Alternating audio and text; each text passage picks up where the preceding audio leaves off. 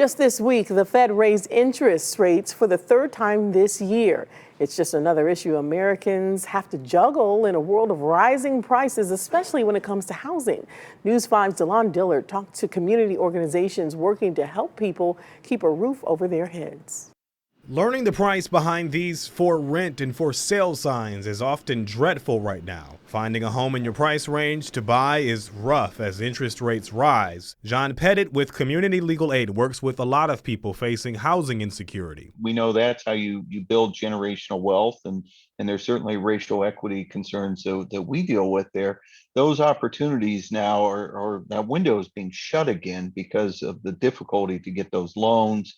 And the cost of that mortgage is more expensive. The United Way says it's getting a lot of calls from people with no housing options. We're receiving hundreds of calls through United Way's 211 countywide for people facing extreme circumstances. Those circumstances are what you mentioned: housing instability, increase in rent.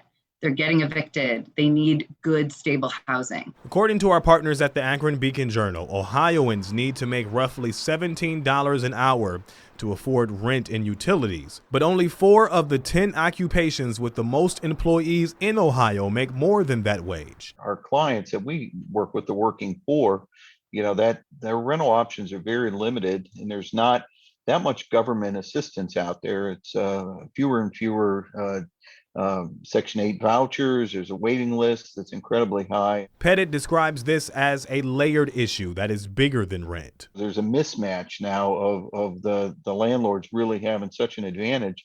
They feel that they really don't need to make repairs, and so it creates a real difficult situation for tenants because they want to move to a better place, but those places just aren't out there. As Americans juggle this housing issue while still trying to make wages meet and pay for everything else, organizations like United Way have a 211 helpline for assistance, and Community Legal Aid helps renters and homeowners find solutions too. If you're having issues with your housing, with your mortgage, with your rent, you're probably having issues with food, utilities.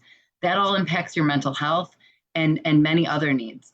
We want people to know that they're not alone. Delon Dillard, News 5. And we dug into the numbers to see how much residents are now paying when it comes to rent. As of June, rent in the U.S. climbed just over 14% compared to where things stood at the same time last year. Now, undoubtedly, that was a massive jump. But to put things in perspective, it's less than the sky-high increase of nearly 18%, which was in place at the start of the year.